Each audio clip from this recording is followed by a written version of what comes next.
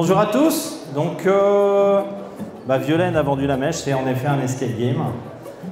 L'initiale du mot que vous avez tiré dans le chapeau, vous devez vous pointer sur le poteau qui commence par cette lettre et retrouver vos collègues.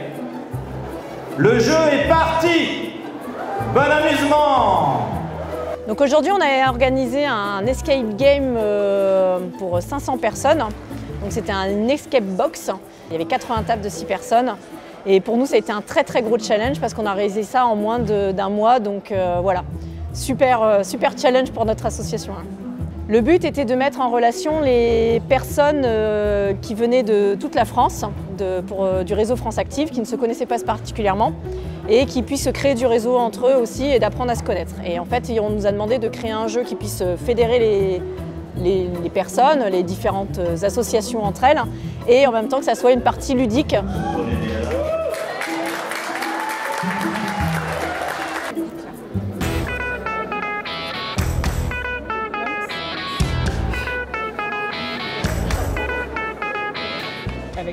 Les 5 doigts de la main. Pardon. J'ai l'impression qu'on galère un peu, mais on est allé chercher une boîte où il y a plein d'indices sur la cachette du hacker et du coup on essaie de comprendre ce qui s'est passé pour retrouver son adresse.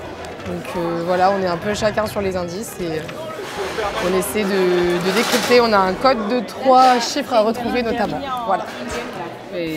On a réussi.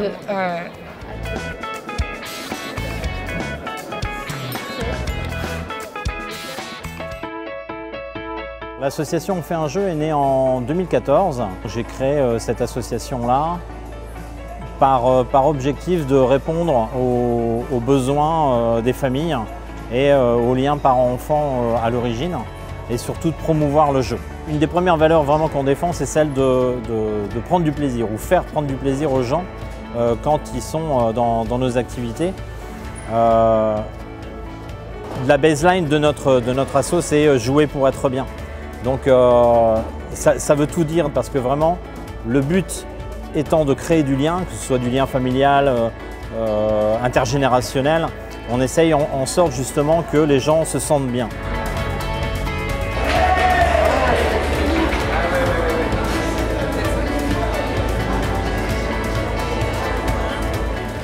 On kiffe les liens qui peuvent se créer lors des jeux, des animations, les sourires, enfin voilà, le lien, et c'est top quoi. Ouais.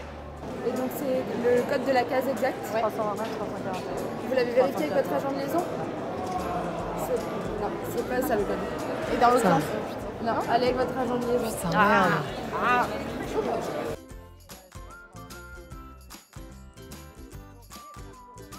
Donc 1, hop. L'association a un impact sur le territoire, elle accompagne les personnes à travers le jeu, elles accompagnent aussi à recréer du lien social, intergénérationnel et c'est à ce titre-là qu'on a pu l'accompagner et qu'on a décidé de l'accompagner. Ça transmet des valeurs d'échange, d'entraide, de relations entre les personnes et ça reste quand même très important, c'est dans les valeurs de Nord Actif aujourd'hui et de France Active. C'était une association qui avait développé une ludothèque itinérante. Là, ils ont un local depuis 2020-2021 et du coup, c'est aussi une nouvelle démarche puisqu'ils ont pu installer leur activité dans le local, même s'ils continuent de se déplacer comme on a pu le voir aujourd'hui. Et c'est vrai que c'est toujours une fierté d'accompagner ce type de structure-là qui ont un réel impact sur nos territoires. Ce qui a été le plus précieux dans l'accompagnement de France Active, je dirais, ne serait-ce que leur soutien. Parce que quand on est entrepreneur, même si nous, moi je suis entrepreneur associatif, on n'a pas tout le temps un soutien et dans des moments difficiles, c'est hyper important de se faire accompagner. Donc là, France Active, que ce soit sur la partie financière, sur la partie humaine, sur la partie même prêt, parce qu'ils nous ont fait un prêt associatif dans notre phase de croissance, juste ça, le mot soutien pour nous a été certainement le plus beau mot que je peux vous dire. Merci, merci à France Active, merci de nous avoir fait vivre là ce moment, jamais l'association aurait pu croire. Déjà se croire capable d'animer 500 personnes en un seul jeu, c'était juste pas possible pour nous et pourtant on l'a fait.